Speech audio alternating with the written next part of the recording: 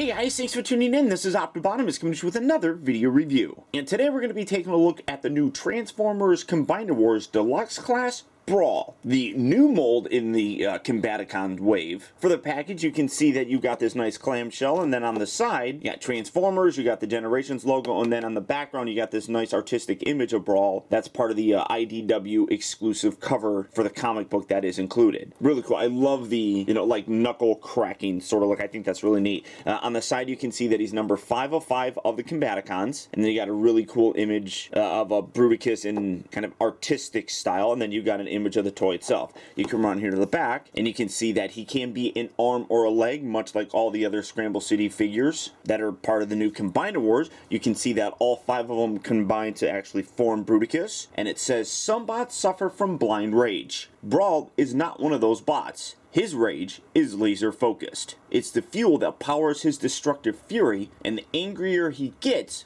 the better he is in combat. So, big, mean, green, essentially he's the Hulk of the Combaticons. But one thing that I'm seeing here, I mean, this is much greener than the actual toy. This is a very olive green color to it as opposed to what they're showing here in the prototype pictures. I almost like this a little bit more, but this probably has a bit more of a real life tank look, I suppose. But, well, I keep flipping it back. But look, there's the tank right there, Paul did. Duh. But for the packaging, though, that is about it for it. So without further ado, let's get this guy out here and see how cool he actually is. Alright guys, so here we have Brawl opened up and out of his packaging. And as always, taking a look at the comic first. Again, I love that image. That's just really cool. Him cracking his knuckles. You can see some busted up Autobots down there in the bottom. Really very cool looking image. Again, you flip through here and you can see that it says that this is Combiner Wars number 2. And art is really great. One thing that I saw in here which looks really awesome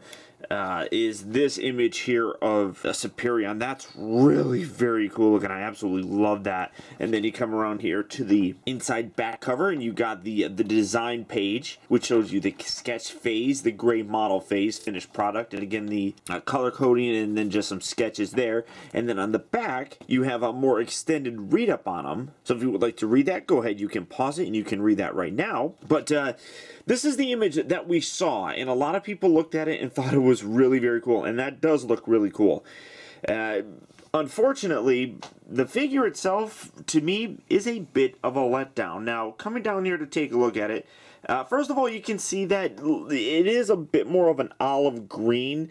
It might be coming across a little bit more brownish. That's just probably because of the lighting. Hopefully it's not too bad, but it's not as green as the actual image here. I mean, you can see that the color is really different. This has a lot more of that green look, whereas, like I said, this is more of an olive color. That's not bad or anything like that. I do prefer the more green coloring that is actually on the prototype images, but this is still pretty good nonetheless. As you can see, he does come with his foot and hand in this gray plastic. You can put it there on the side, which would probably not work very well. It's probably better if you wanted to put it right up on the top section right there, I suppose. Personal preference, I think it's kind of silly, but just get rid of that. This section right here does tab in, getting this out, there you go. You can see you got a little hole thing right down there. This is his handheld gun, so you could peg that there if you wanted to, or I don't know, you could put that there, and then you do actually have a hole there that you could do that. I don't know, it's crazy, but the best look for it is right there. Now, a lot of prototype images also had it shown like this, and that's obviously wrong. It does hinge back just like so. Well, I shouldn't say the prototype images. Some people actually got like in-hand images of this, and they just posted pictures like that. And hey, look, it's Brawl. No, that's Brawl. Good detail on here. You got some nice sculpting on the plastic. I'm pretty impressed with it. This is, like I said, the first and only new mold that's in the Combaticon wave. It does utilize some of the same engineering, specifically in the leg area that we saw with Rook and Swindle, but detail-wise, it looks pretty nice. You do have some little wheels down here that kind of separated right there a little bit. You do have some wheels, so he can roll without actually scraping on this, which is pretty nice. Unfortunately, this does not rotate or anything like that. That's locked into position, but it's a tank. You know, he's going to go forward and he's going to shoot. You got some nice Decepticon logos there. You can see some nice silver paint on there, but all in all, the paint details is pretty simple on this guy. But that's really to be as expected. Here's his G1 self, and like I said, the prototype images have him being more this color, and I actually dig this color a little bit more, but this is where you're able to see the difference in terms of the coloring. But it is pretty simple in the fact that you just got the green, and then you got the color for the treads, and that's basically all you have here. So it does come through very nicely, you know, in terms of a carryover kind of thing. So that does look pretty nice. Now, to transform him, I am going to go ahead and show you how to do it because we haven't seen this before. So first we're going to go to his leg mode, which is specifically the mode that I use him for. So all you have to do is take this section, you rotate that up just like that. It actually kind of slots into place. You can see there's little slots, kind of, I'm trying to get this back. You got some little tab sections right here and here that these little pieces underneath here come up and lock into place. Just kind of holds it right there. And then you take this, you angle this back just like so. Those also will kind of slot into place. Then you just take the foot and then you plug that in on the bottom, and there you have his leg mode. Very simple, but that's really all you need it to do. And now people would probably complain because the foot on it does look kind of weird because it's such a big, bulky, the leg section. Oh, I'm sorry. Well, you should rotate this around because that's going to give you actually the knee articulation. But again, third-party companies are probably going to do something with this. The ones that have come out for like the aerial bots and the Stunticons, just I don't like the way that they look. I don't think that they're very functional. The ones that I've actually seen in person just are kind of floppy messes. It just don't come across very well, but I'm sure that maybe somebody else will do something, and I think that could fix that kind of look. But there you have his leg. Again, you got the knee section right here, so it's going to bend like that. It also can rotate, so you get some pivot there. So all in all, pretty decent. Now, removing that, we're going to go to his actual arm mode, and that you kind of transform him. So first you detach this, swivel this out, and this is where you're seeing a very similar transformation to what we got with Rook. So angle that out like so, make sure that you line that up properly, get those in the right slots, keep that together just like that. This section right here you detach and you get that out of the way, bring that down, you bring this around, and this actually slots into place, or no, it doesn't go this way. And I forgot which way it goes. Oh, there we go. Goes just like that.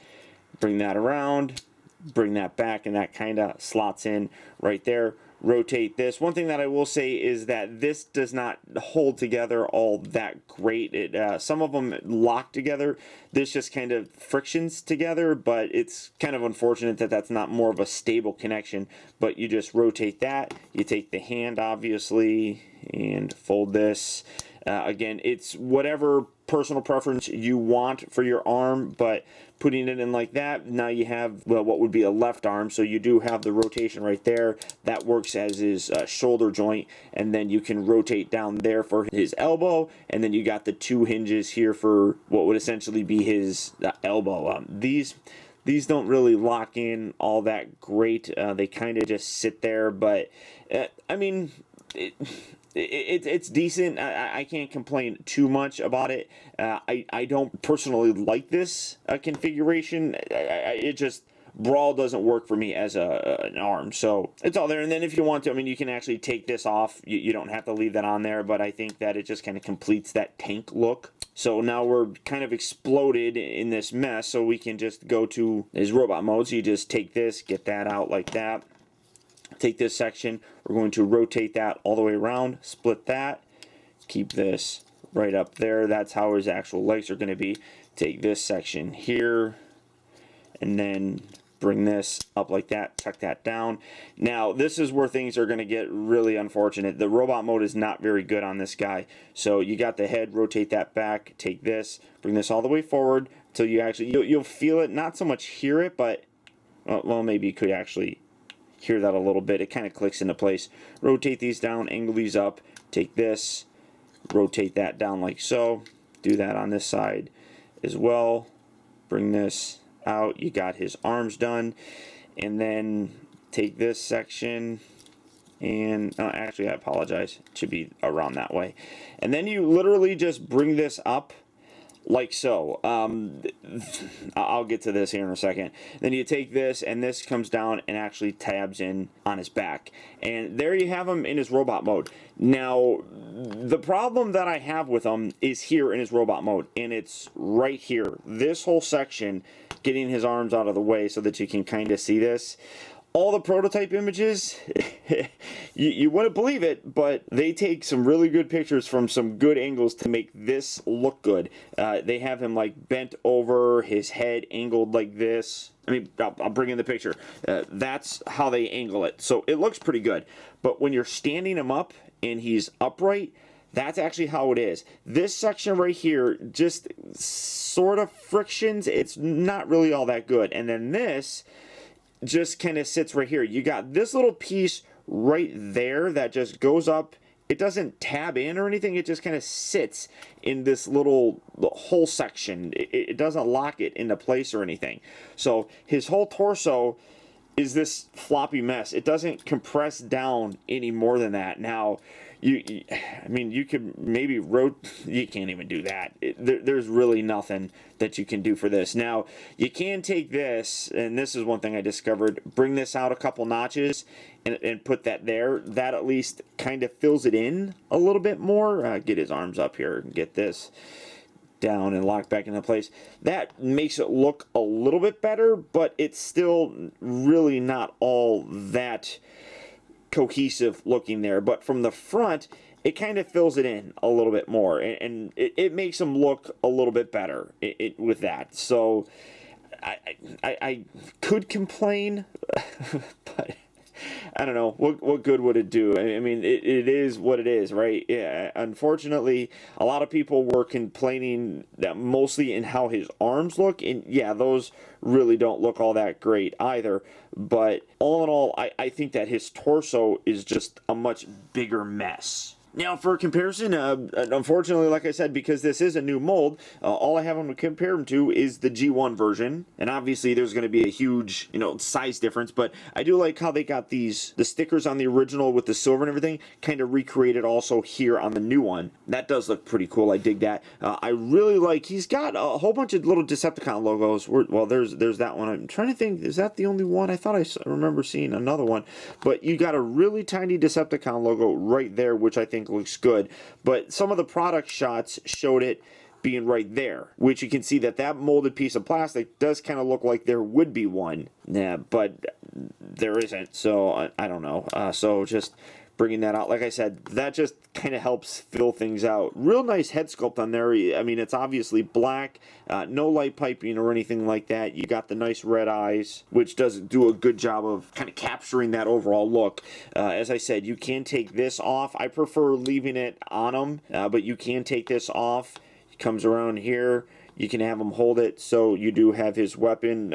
Again, it's personal preference. For me, I just think that it looks a little bit better leaving it in the back. I don't mind it. I mean, I would like it if he came with like maybe an extra gun or something like that. And you can see like everything just flops and falls apart at the torso on this guy. Kind of unfortunate. You can take this, you can rotate this around, maybe use that as a gun or something like that. Again, personal preference. For his articulation, the head will rotate left and right. It isn't on a ball joint, but you can move it around, and then you can, as part of the transformation, move it back like so. So, I mean, you get a pretty decent range of motion there. The shoulders here do rotate. You can see that it's not actually at the shoulders. You got this little hinge section right here where it swivels all the way around, and then it moves forward and back like so.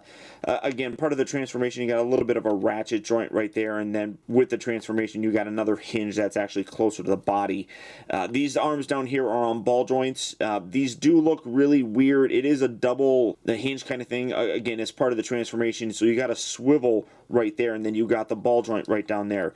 You can rotate them at the waist, but in doing so, you're probably going to just detach a whole bunch of stuff, so I wouldn't even bother with it. You can see that depending on how you have the arms positioned, they could like stick out a little bit. Let's see. All right, let me. No, actually, that's going to stay. Oh no. That's going to stay pretty good right there. So you can see they're pretty close to the body, but what are you going to do, I guess? The hips do move forward and back. Those are on ball joints, so you get a nice range of motion. He does rotate at the upper part of the thigh, and then he bends at the knee. The arms, I mean, these are a little bit loose. One thing that I was talking about before is that all the other figures are reused molds, and they're tighter. A lot of the problem with this guy just comes in his waist and everything, in his torso area. The legs are pretty tight. The arms are a little bit floppy just because of the way that the ratchet joints are. It's like it's very loose-ish. The ball joints here for his elbows are actually pretty decent. It's just his waist that really kind of screws everything up. And one other thing is people, complain about the size of him. Again, he's supposed to fit in with the deluxe figure, so yeah, a tank probably is not going to be this small, but for comparison, here he is next to Vortex. He's a little bit taller, a smidge taller at the head, not really much, but he is a little bit taller of a figure. Scale was definitely something that Transformers never really concerned themselves with, especially with the early combiner figures. And to make it work in 2015, they kind of have to do the same thing. So I'm okay with it. But that's it for his robot mode. Now, to transform him back, you just take his head. We're going to tuck that all the way back like so. Take these arms, bring these up, kind of lock that in. Do that on this side, accordion that down, and that tabs in. Got to give that a nice little push. There you go. Get that in there. That doesn't go in nearly as well as the other sides does, but I don't want to push too hard because that tab is right there and I don't want to damage or anything. Take this torso bit, just kind of push it in, rotate these around, and you can see that, well, we'll do that here in a second. Get this up out of the way. Bring this down, and you can see that it slots in right here in the front section, so you kind of lock it into place right there. Then take this, rotate that around, bring this up, accordion that all the way up and in so that these little red pieces are now facing up like so. Take these legs, detach these, swivel these out, do that on this side as well. Bring it in, come on, bring it all the way up there, do that on this side as well, and then you bring the two halves together, give them a nice little squeeze, push everything together, and then you bring this back down, and there you have Brawl back in his tank mode. All in all, unfortunately, as much as I like him, because he's a new figure, he just fails in terms of how he comes together in robot mode. Tank mode here, he looks perfectly fine. Leg mode, he looks perfectly fine.